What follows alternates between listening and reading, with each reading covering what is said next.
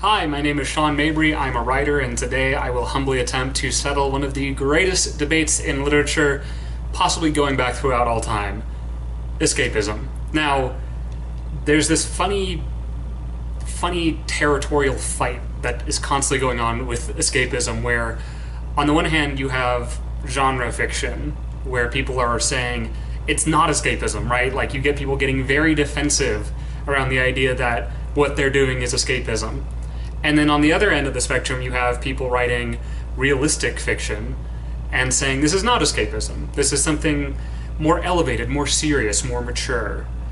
And in fact, in that same bubble, I would include, well, it's not a bubble, but on that same end of the spectrum, I would include nonfiction. I would include memoirs. I would include journalism in certain forms. Anything that's not purely utilitarian, I would throw on that end of the spectrum of being more realistic or more realistically styled fiction.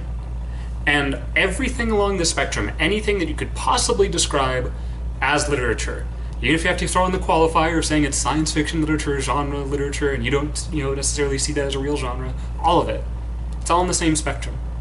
And everything along this spectrum is a form of escapism. And here's why.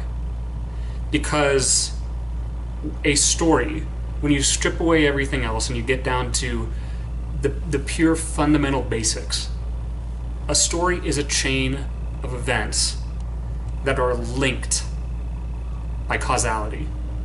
In other words, a story works on because. Every story is filled with because. Even if it's a story, like one of my favorite novels, Roadside Picnic by the Strugatsky brothers, even if it's a story that feels a little confusing and maybe even absurd on the surface, it still has the feeling of causality. It feels as if this happens because of this, because of this. The first event happens, which causes the next, and causes the next, and causes the next, all the way to the end. Every story has that in one form or another. And in fact, if we encounter something that doesn't have that, we don't call it a story. We don't sit and pay attention to it in that same instinctive way that we pay attention to stories.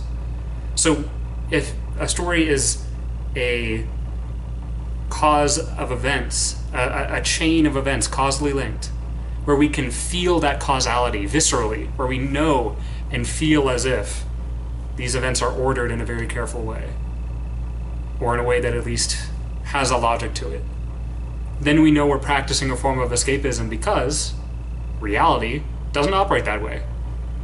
Now, whether you are some sort of nihilist, or I'm not, and believe that there is no structure at all underneath reality, or no meaning, or you believe that there is intense structure and intense reality, or intense meaning underneath reality, basically any religion has a version of this same argument.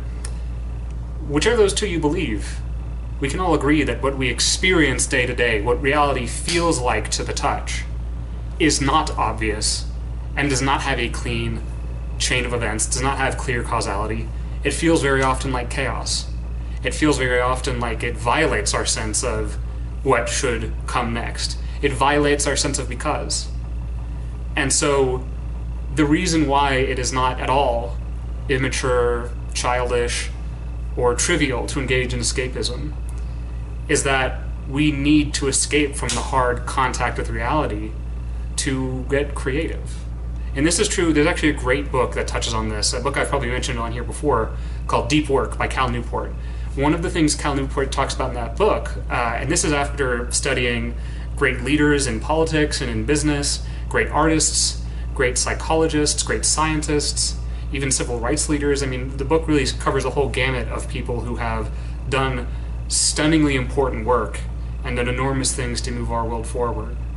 All of these people knew how and when to rest, because they understood in one way or another that when you get out of the constant hard contact with reality and you have a break, you have a safe, calm spot, even if it's completely constructed, even if it's completely arbitrary, that gives you room to envision something different.